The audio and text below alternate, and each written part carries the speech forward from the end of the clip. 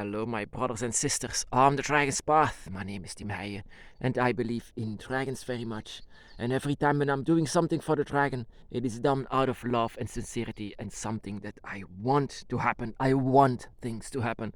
I'm so determined to let things happen on the dragon's path. I don't accept that the dragon is dead. The dragon is still by my side. The dragon is always by my side and always by your side as well. So many people that they are with, and I want to tell you that they are with you. They are with so many of us, and it's time to wake up.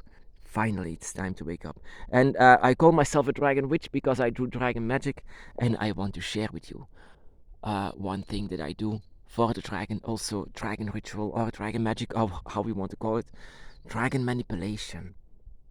So it might seem odd, but this is one of my projects back in the day. You know, the little toy dragon, the little one underneath, is mine. I played with it when I was a child. You know, many times, you know, it's like, whoa, a dragon coming, you know, and it had a lot of my energy, you might say. This is just an example, of course, how things work. This is containing my energy, this little toy dragon.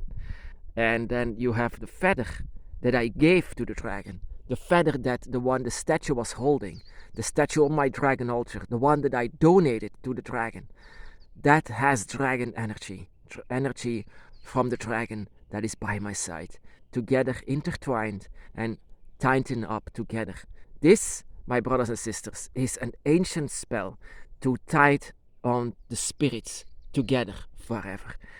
And this is some kind of a marriage without divorce. It's the same thing like you donate blood, or you donate breath, or you donate something from yourself. This is actually more forced, if you might say. But this is my early project, a very early project, and this was in a book of voodoo that I that recognized the dragon. And they said in this book, if you want to reunite with your dragon, then it's better to tighten yourself up with another object that has your energy. And this is our energy from my dragon and yourself and myself together tighten up, just like a marriage should do, just like a wedding ring. But I learned that this is a bit forced and this is actually not very much recommended. But I also learned that the dragon does not have any effect of this. The dragon always decides of what they want. They are gods and deities and they are above this. So this is actually more like a ritual that you do for people if you want to love someone and you have something from them, like a hair or something from their clothes, something that belongs to them. You tighten it up with something from your own, and then you get this. For the dragon, this is just nothing more but something that you want to say to them, that you love them very much, that you want to be with them forever. This is nothing more than that. This love spell is just meant actually for those who have a soul that can be manipulated. But a dragon soul cannot be manipulated. And that is why this is just a sign of trust, of love for your dragon. So if you want to tie something up from that you gave to the dragon accepted this, then you bind it with something that belongs to you, or maybe your hair, or even the fingernail is enough, as long as it has your energy, your spirit even. And I have to say to you, my brothers and sisters, the language of the dragon, that is another thing. How do you want to speak to the dragon? Well, I was always wondering, what kind of a language does dragons speak? Do they speak dragon, something like animalistic or something? How do they speak to us? Well, actually, they speak to us not in a human way and not even in an animalistic way. They don't speak to us like that. The dragon can speak every language, all of them. And the reason for that is because they have a connection with us, a telepathic connection with us. And it means that whenever they say something, it's out of their mind. It's with their mind. Their mind is saying something to you. Whenever they think something, it will come to you, and you will understand whatever they are saying. Whatever they are thinking, you will think. You might even think that you are thinking it, but it's not. It's something from the dragon. It's the dragon that is saying something to you through just clear mind. Their mind is very, very strong. And whenever they say something to you, it's always with a mouth closed. It's going to be something in their mind. And it's going to have a connection with you. This mind that they have is so strong, and it's going to have such a connection with you that it might seem that it's yours, but it's not. It's coming from the dragon. So yeah, coming back to this spell, the first time that I discovered this spell here, it was when I was bowing down before my altar, and on my statue there was a hair from me. You know, I sometimes raise over to lit a candle or something, and there was a hair that is what from me, and that was in the hands of the dragon statue. And my first reaction was to take it off, but there was something. There was a mind, just like I said. That is actually the first time that I ever learned the language of the dragon.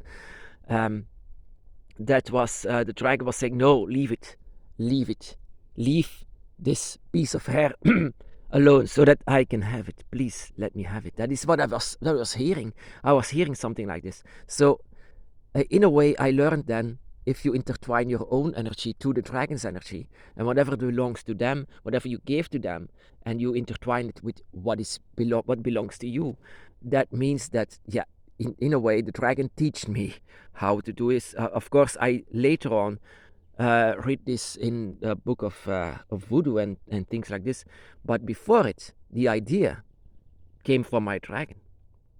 And my dragon was saying, "No, leave it. Leave your piece of hair with me." So I said, wow, why actually? Because everything of your own body, everything that you own, everything that you think is important, from objects to people to your own body parts, your hair, your fingernails, everything belongs to you, and it's going to have all of them, all of your belongings, going to have a dragon. I mean, your spirit. Your spirit is within it. If you donate this to the dragon, or rather, if you intertwine it, if you tighten it up with something from the dragon, it means that you want to say to the dragon that you are connected for eternity, that you don't want to leave, that it's going to tighten up yourself with the dragon.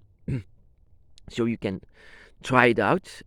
If you have something if you donate something to the dragon, and you tighten it up with something from yours that you find important, of you thought is important, or maybe just hair from yourself, then try to manipulate it.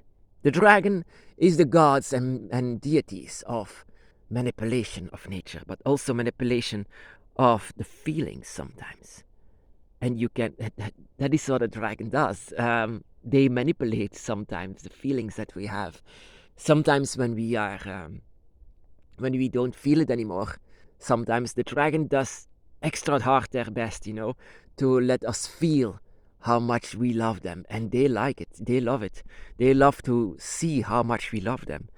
This, the dragons are like this. And that is why the dragon asked to leave the hair. So I learned then that they love to have these pieces of ourselves with them, because even in our hair, even in our fingernails, is a piece of your soul.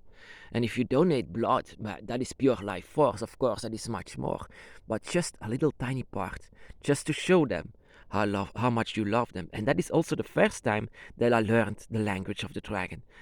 They know every language, because they are thinking of it. Their mind is on it. That is why we, all of them, can understand them. We can understand every single dragon, because they are universal when it comes to languages. Universal because they are connected to you. And whenever they want to speak to you, they just have to think it. This, my brothers and sisters, is for the most part very well known as voodoo ritual. Voodoo because also in voodoo to recognize the dragon very much and the dragon gods. But also, you know, in our path, we just want to be with the dragon and we manipulate everything to be with the dragon. And the dragon as well is trying to manipulate everything to be with us. So help a little. Help a little and use your mind with it. Talk to them with your mind. Receive everything that they are saying. Receive everything and know that it's the dragon and not you. And whenever you want to do something for the dragon, just do it. Do it how you feel it, how you connect with them. This is something that I learned first of all from the dragon, and then I recognized that this is actually a very well known thing in voodoo, but much more rituals than this. This is actually more like a love spell. A love spell. But the dragon, they don't get manipulated because of this. This is just to show your dragon how much you love them and how much you want to be with them. My brothers and sisters.